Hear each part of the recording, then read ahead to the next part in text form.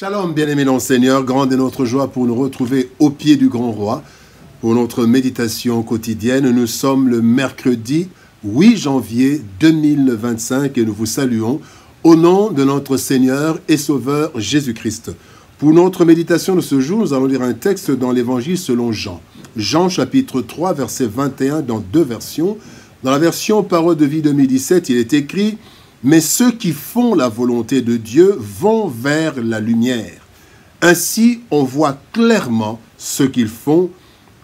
On voit qu'ils obéissent à Dieu. » Bible français courant nous dit « Mais celui qui obéit à la vérité vient à la lumière, afin qu'on voit clairement ses actions, qu'on voit clairement que ses actions sont accomplies en accord avec Dieu. » Actes de lumière.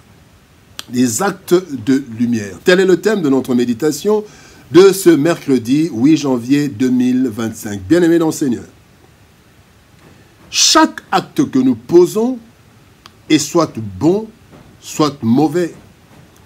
Et nous en sommes généralement conscients. En fait, la conscience est la faculté de juger ce qui est bien ou mal. Et la conscience se trouve dans chacun de nous. Selon qu'il est écrit, les actes que la loi demande sont écrits dans leur cœur. Leur conscience est témoin de cela. Et le fait qu'ils sont capables tantôt de s'accuser de leurs fautes, tantôt de se défendre, le prouve également. Romains chapitre 2, verset 15. Oui, bien aimé, il est vrai. Néanmoins qu'une conscience peut être souillée par l'environnement, mais il n'en demeure pas moins que chaque être humain a une conscience et sait ce qu'il fait, si ce qu'il fait est bien ou mauvais. Le texte du jour nous parle de la détection des actes de lumière, des bons actes. Donc, les actes qui plaisent à Dieu. Ceux-ci, donc, ces actes sont pratiqués à la lumière et sans honte, puisque ceux qui les posent obéissent à Dieu. Que dire de nos actes ? Sont-ils des actes de lumière? Si oui, alors, nous ne nous cacherons pas, mais nous viendrons à la lumière. Nous allons voir quelques leçons que nous tirons de notre texte du jour. La première leçon, acte réfléchi. Acte réfléchi. Éphésiens chapitre 5, verset 15 nous dit « Faites bien attention à votre conduite.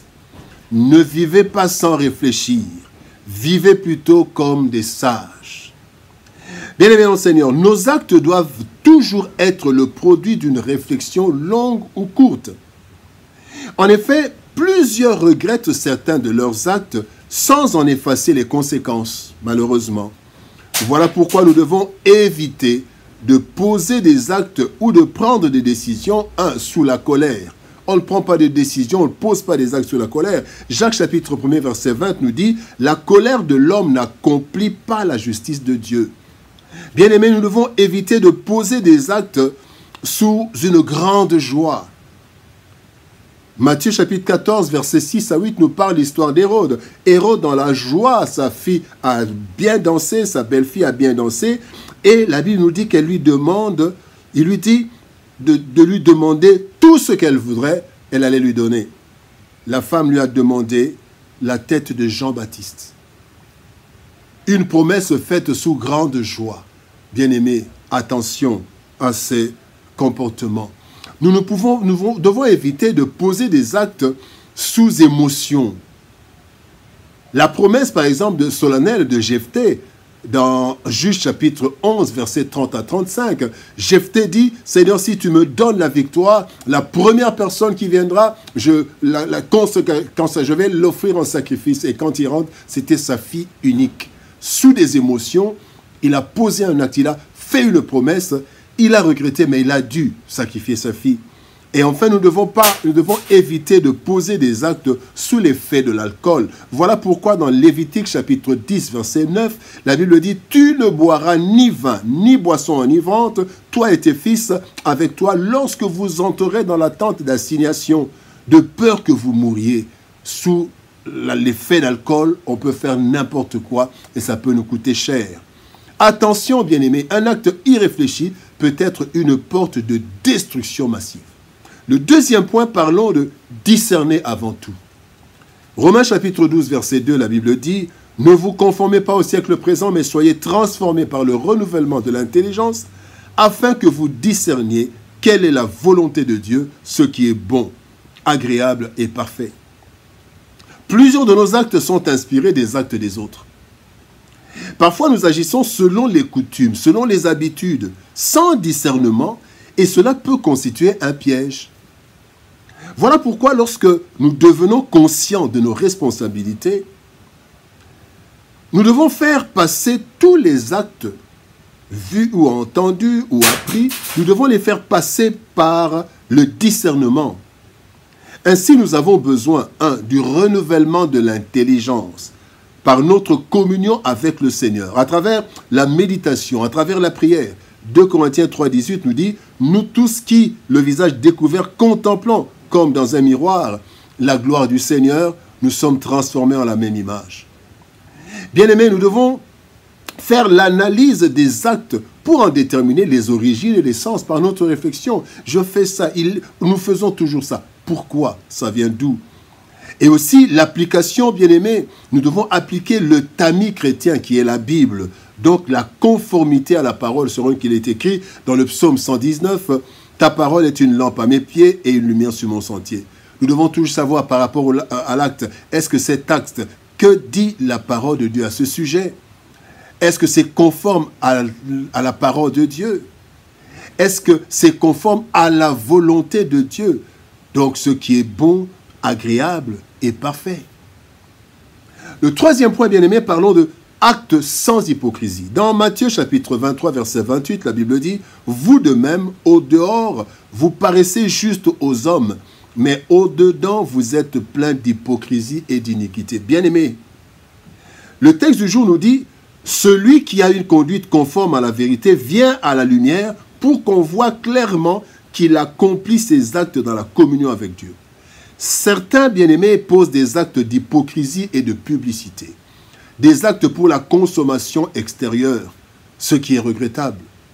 Nous devons arriver au point de vivre une vie sans hypocrisie, comme nous le montrent ces quelques versets. Dans Jean chapitre 1, verset 47, Jésus dit « Voici un véritable Israël, parlant de Nathanaël. Il n'y a rien de faux en lui. » Psaume 17, verset 3, David dit « Si tu sondes mon cœur, si tu le visites la nuit, si tu m'éprouves, tu ne trouveras rien. Ma pensée n'est autre que ce qui sort de ma bouche. » Luc chapitre 12, verset 1, la Bible dit « Jésus commence par dire à ses disciples « Faites attention au levain des pharisiens. Ne soyez pas des gens faux. » Bien-aimés dans le Seigneur, des actes de lumière. Sachant que nous rendrons compte un jour de chacun de nos actes. Selon qu'il est écrit dans Romains chapitre 2, verset 6, « Ce jour-là, il donnera à chacun ce que lui auront valu ses actes. » Cette réalité qui devrait, bien aimé, pousser chacun de nous à veiller scrupuleusement sur nos actes.